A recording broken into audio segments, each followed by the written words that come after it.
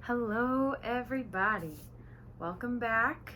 This is week 11, the last week of this year. We have been doing our online YouTube English lessons for 11 weeks. Can you believe it? Yeah. So this is part 3. We are beginning the review section of units 3 and 4. So before you open your books, let's remember, I totally forgot what we always do to start our videos. So let's put our feet flat on the floor, loosen out your shoulders and your hands and your neck. And now, if you're comfortable, close your eyes and take a deep breath in through your nose and out through your mouth. One more time.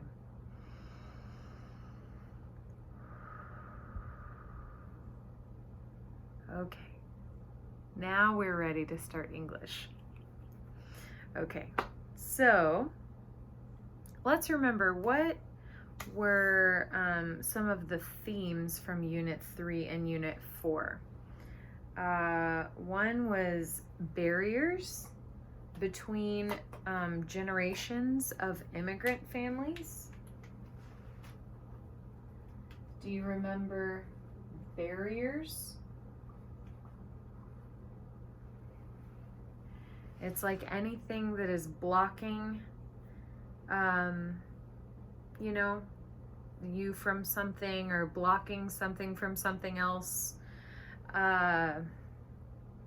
Maybe there's a barrier, a physical barrier, like a fence. But this was talking more about barriers to relationship between maybe the younger generations of immigrants and the older generations of immigrants, or maybe a family comes here and their kids are born here, or they grow up here, and so culturally maybe there's a barrier where the parents feel more like their home culture, but the children feel more American. So there might be language barriers, there might be different preferences in food. We talked about different preferences in entertainment, and just different cultural understandings. But you all know this. So that was something we talked about. Here's another one. What is stress?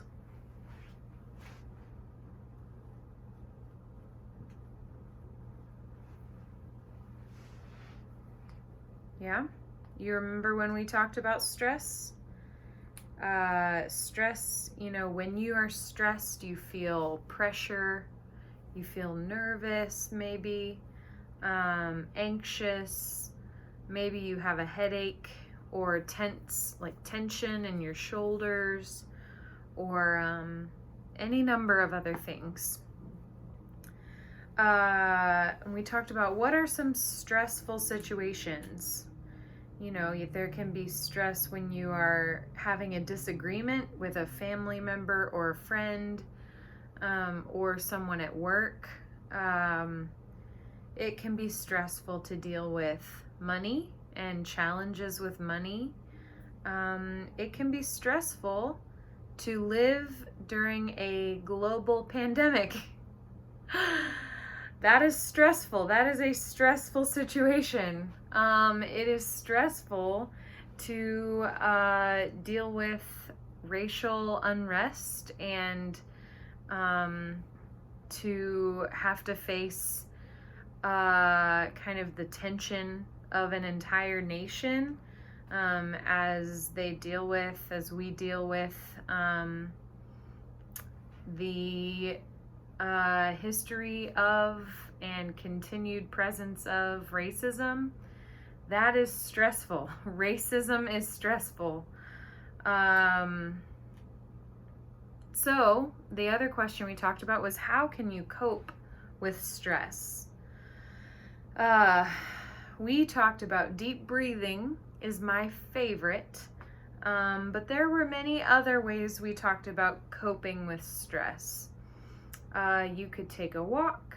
You could talk to a friend or a pastor or a counselor about whatever is stressing you.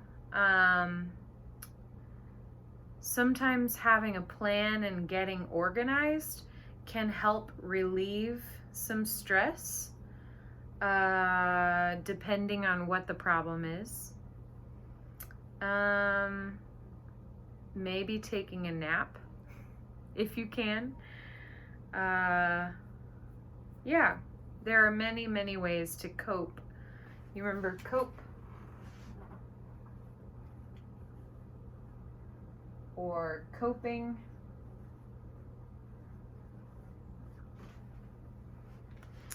Cope is like, how do you deal with it? How do you handle it? How do you take care of it? Okay, so we are going to listen to a conversation between two friends, Sue and Bianca. Go ahead and open your books to page 56, and I will play the audio. But while you listen to the audio, there is a chart. You will see on page 56 that on one side it says Yesenia's symptoms, and on the other side it says Sue's suggestions. So as you listen, you will listen for how does Bianca describe Yesenia's symptoms? And then you will write those three answers, two really. And then in the other side, you're listening for what does Sue suggest that Bianca do to help Yesenia, okay? Let's just listen to it. And be sure to fill out the chart while you listen, okay?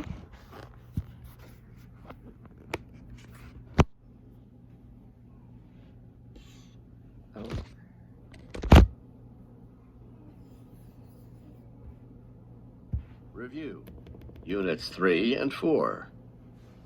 Page 56. Exercise 1.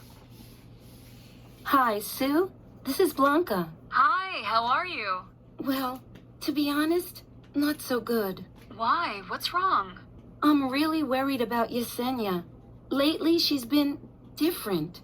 She seems tense and too quiet. It's hard for her to concentrate on her schoolwork. She's 13 now, isn't she? Yeah, she just had a birthday last week. That's a hard age. You know, we raised her to always talk to us about her problems. But last night, I got angry at her. I shouldn't have shouted at her, but she wouldn't answer my questions. Do you know if she's having any problems at school? That's what I was asking her about. I don't know what's going on with her. You know, Blanca, when my daughter was 13, I took a parenting class at the middle school. It really helped me learn how to cope with teenagers. A parenting class? I don't know. I'll have to think about that. I also think you ought to call Yesenia's counselor at school. The counselor can talk to Yesenia and to her teachers and find out how she's doing. Okay. And one more thing. You sound pretty stressed out too. Why don't you and Yesenia take an exercise class together? It will help both of you to calm down and relax. That's a great suggestion, Sue. I'll ask her tonight. Thanks a lot. Okay. So, correction, it's a conversation between Sue and Blanca, not Bianca. I misread the book. Okay. So, I hope you were able to catch all the answers. So Blanca is Yesenia's mom. And it sounds like she's very worried about her daughter because she doesn't seem like herself. So what are some of the things that Blanca says Yesenia is dealing with? What are some of her symptoms? How does she describe her? So first of all, she says she's very tense.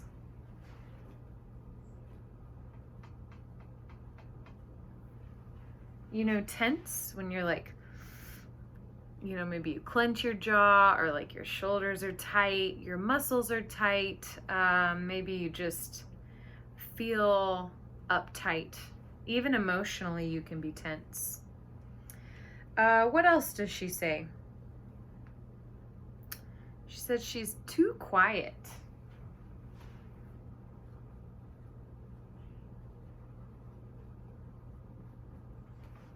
Yeah, that can be a sign of something is not right. All right, one more. There was one more symptom.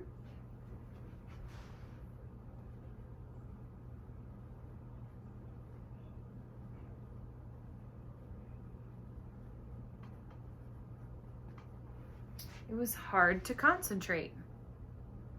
She's having a hard time concentrating on her schoolwork, which is very important, but can also just be a symptom of many things. We don't know what that could be caused from. All right, so what are Sue's suggestions? One, she said, take a parenting class.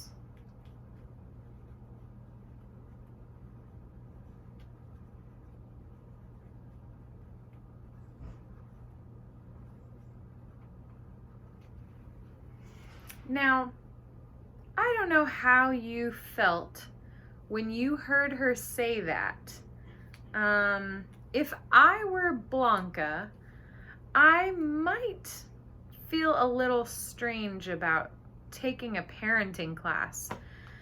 My teaching book tells me to tell you that parenting classes are not uncommon in the United States. They are often held in schools or in local libraries. These classes help parents learn everything from helping children with homework to handling discipline issues. Also, they want me to point out that school counselors,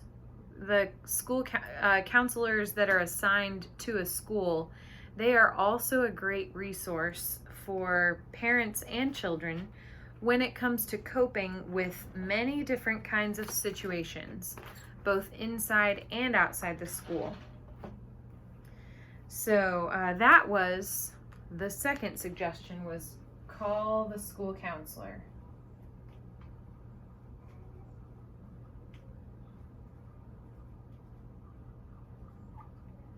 Okay, but about the parenting class, really quickly, is that very common in your culture to, in your home country, for parents to take parenting classes? I would not be surprised if someone was even a little offended by that suggestion. Like, oh, you don't know how to raise your child? You need a parenting class. I think Sue said it very politely, but I don't know. That's a tricky, you have to be careful. Okay. Finally, what was the last suggestion? Take an exercise class together.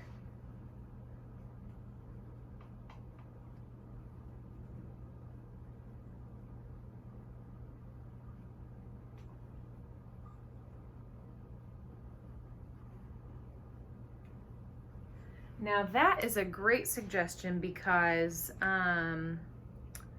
exercise can be so helpful for boosting your mood, It can help you get out of your head and into your body, and be much more present, which is really helpful in dealing with stress. And if they're doing it together, it can be a fun activity to help them connect in their relationship. So I love that suggestion. Okay, so that was fun. Let's look at the next part and then we will wrap up the video, okay? So the next part to practice, for our practice here, is some grammar. This one is called, what is the title? First of all, identify the title for me of this paragraph. It is called Anne's Night Out. So we've got a little story with some blanks in it. This is to review how to turn a direct question into an indirect question, okay? So let's look at this. I will read the first few sentences and we will practice, okay? Anne's night out. Anne is 16 years old. It's midnight and she isn't home yet. She went out with her friend Liz. Anne's mom doesn't know where they went. So you see underneath number one, underneath the first blank, on number one, it says, where did they go? So that's a direct question. Where did they go? Give me a straight answer. Where did they go? But there is a more indirect way to ask that question. So you can say, instead of where did they go, you would say where they went. And if you look back at, where is it? Page what?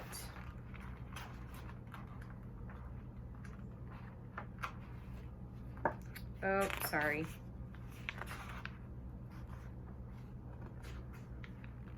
I think it's page 36.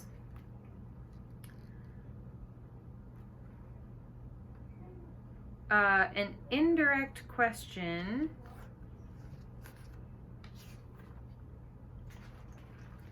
has, I'm sorry.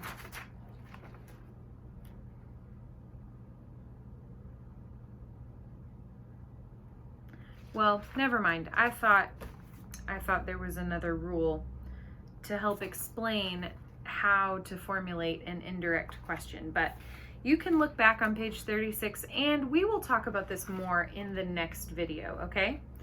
But your homework is to finish this paragraph and then we will go over the answers in the next video. All right, thank you so much, everyone. I will see you next time. Ciao.